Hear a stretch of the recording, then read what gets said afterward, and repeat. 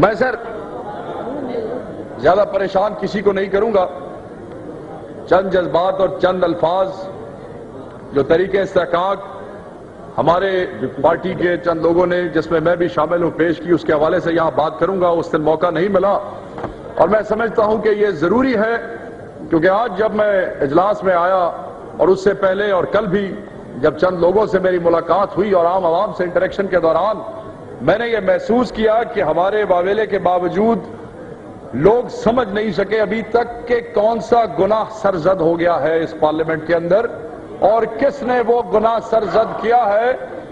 میں کافی انٹرپشن نہ کیا کریں، اس طرح آپ کی انسلٹ ہوتی ہے جب ادھر سے ہوتا ہے، دونوں طرف نہیں، وہ یہ محسوس نہیں کرتے سر، میں ابھی بولتا ہوں، پیشنس سے سنا کریں۔ ایک شعر ہے، اللہ نے جنہیں عزت و توقیر سے بخشا، عجب وفا انہوں نے اللہ سے کی ہے، کفر و اسلام کے درمیان خط کھینچنے والوں، توہین تو اللہ کی تم نے سوا کی ہے۔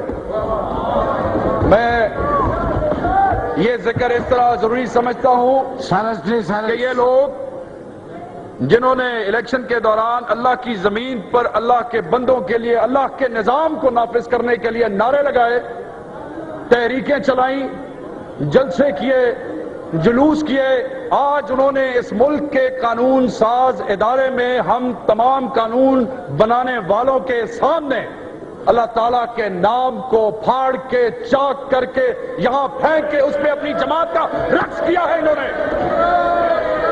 انہیں محسوس نہیں، میں ابھی بتاتا ہوں، اور میری اس بات سے اور اس کی وساطت سے تمام لوگ سن لیں، اور میں سمجھتا ہوں کہ میڈیا والے بھی یہ سن لیں، لوگ ابھی تک محسوس نہیں کر پا رہے، یہ لوگوں کو کہہ رہے ہیں کہ اللہ کا نام نہیں تھا۔ صفحہ نمبر 19 پہ واضح طور پہ اگر یہ عربی یا اردو سمجھتے ہیں تو صفحہ نمبر 19 پہ اللہ لکھا ہوا تھا، حدیث کا حصہ تھا وہ لفظ، اور انہوں نے ہمارے سامنے اسے پھاڑ کے، اسے چاک کر کے، اسے یہاں پھینکا اور اس دردناک طریقے سے اس کو روندا کہ میرا خیال ہے اس ملک کے رہنے والے مسلم ہی نہیں بلکہ غیر مسلم بھی کل یا جس دن انہوں نے یہ واقعہ کیا آنسو بہا رہے تھے۔ مختلف محسوس آپ کو کرواتے ہیں، ابھی کرواتے ہیں، گھبرانے کی ضرورت نہیں ہے۔ میں سر آپ کو یہ بتانا بھی چاہتا ہوں اور پوچھنا بھی چاہتا ہوں کہ اگر یہ واقعہ مجھ سے سرزد ہو گیا ہوتا یا کسی غیر مسلم سے سرزد ہو گیا ہوتا تو پھر یہ بارش ہمارے عزت دار دوست اور بھائی جو یہاں پہ بیٹھے ہیں تو ان کا کیا ری ایکشن ہوتا؟ میں بتاتا ہوں آپ کو، یہ کہتے کہ اس کے گھر کو آگ لگا دو، اس کو سنسار کر دو، اس کو قتل کر دو، اس کو زندہ رہنے کا کوئی حق نہیں ہے۔ میں یہ سمجھتا ہوں کہ یہ تمام کی تمام باتیں ان کے اوپر لگتی ہیں جا کے۔ میں بھی آپ کو بتاتا ہوں، پریشان نہیں، میں بتاتا ہوں، ٹھہر جائے۔ ایک اور بات جس کا ذکر میں کرنا ضروری سمجھتا ہوں، ایک واقعہ بتاتا ہوں، شاید ان کے نالج میں بھی اضافہ ہو جائے، اور وہ واقعہ اس طرح ہے کہ حضرت جنید بغدادی میں آپ کو موقع دوں گا، پھر بات کر لینا، مسلمانوں کے ایک بہت بڑے ولی گزرے ہیں، ڈاکٹر صاحب جن کو حضرت غوث پاک، حضرت سلطان باہو اور تمام بڑے بڑے پیر جو ہیں انہیں اپنا پیرانے پیر مانتے ہیں، اسلامی دنیا کے وہ ولی تھے، وہ فاسق اور فاجر تھے، مسلمان ضرور تھے، وہ کیسے ایمان لائے اور انہیں کیسے ولایت ملی، میں آج ان کو بتاتا چلوں کہ ایک دن شراب میں تھے، جب وہ شراب کھانے سے اپنے گھر کو چلے، بات کر لیں اور بیجا بھائی اور مولوی بیجا بھائی بیجا سر ہاؤس کا آرڈر لے کے آئے ذرا۔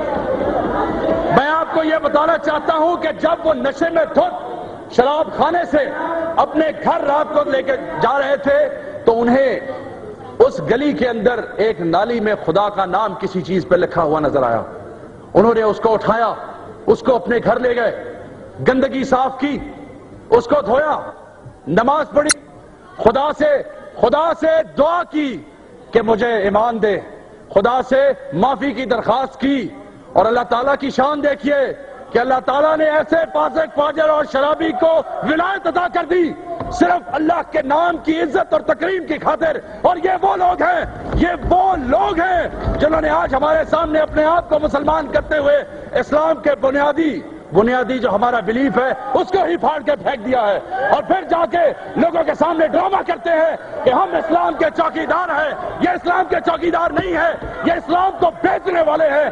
یہ وہ لوگ ہیں جنہوں نے ایک کتاب کے نشان کو لوگوں کے سامنے رکھ کے کہا کہ یہ کتاب کا نشان نہیں ہے, یہ قرآن ہے. انہوں نے ایسے دھوکے, ایسے ڈرامے سے لوگوں سے ووٹ حاصل کیے ہیں. یہ سمجھتے ہیں وہ جتنا مرضی شور مچا لو, میں آپ کو یہ بتاتا چلوں کہ جناب جو کچھ انہوں نے کیا ہے اس ساری تحریک استحقاق کو کمیٹی میں لایا جائے. ہم تمام فرقے کے علماء جو ان سے ہم وہ مووی چلائیں گے وہاں پہ, انہیں دکھائیں گے کہ ایم اے کا رقص کیا ہوتا ہے, ہم انہیں یہ بھی دکھائیں گے, اور پھر ان علماء سے فیصلہ لیں گے, ان علماء سے فتویٰ لیں گے. میں ان کی مثال بتاتا چلوں, یہ ان مولویوں کی طرح ہیں جنہوں نے حضرت امام حسین کی شہادت کے لیے فتویٰ دے دیا تھا کہ قتل جائز ہے. 4000 مولوی تھے جنہوں نے یزید کو فتویٰ لکھ کے دیا تھا کہ امام حسین کی جو ہے وہ شہادت جائز ہے. یہ وہی لوگ ہیں, یہ اس زمانے کے بعد آج ہمیں دوبارہ تباہی کی طرف دھکیل رہے ہیں. خدا کے لیے اس ملک کو بچائیے, ان ظالموں سے اس ملک کو بچائیے, اس صوبے کو بچائیے جو یہ اسلام کے نام پہ برباد کر چکے ہیں. میں ایک اور بات یہاں پہ کرتا ہوں. آج اپوزیشن کے ایک لیڈر کا بیان آیا ہے, بیان یہ ہے کہ ہم نے وہ مسودہ پھاڑا اور اس مسودے کا پھاڑنا عین اسلامی ہے اور ہم اسے دوبارہ کریں گے. خدا کی قسم اگر اب کسی نے اللہ کے نام کو پھاڑنے کی کوشش کی تو اس کاغذ کی طرح ہم اسے پھاڑ کے رکھ دیں گے. میں آپ کو اس بات کا پتہ ہونا چاہیے کہ یہ وہ لوگ ہیں جنہوں نے ہر دور پہ اسلام کو بیچا ہے. ان کے اوپر FIR لانچ ہونی چاہیے. ارے کون سے فتووں کی بات کرتے ہو؟ جتنے فتوے کہو گے تمہارے خلاف نکلتے ہیں. اللہ کے نام کی بے حرمتی کرنے والوں, تم تو دائرہ اسلام سے فارغ ہو چکے ہو, تمہارے تو نکاح ٹوٹ چکے ہیں. تم تو اپنے گھر جاتے ہو کہ کیا تم اس قابل بھی ہو کہ اپنے گھر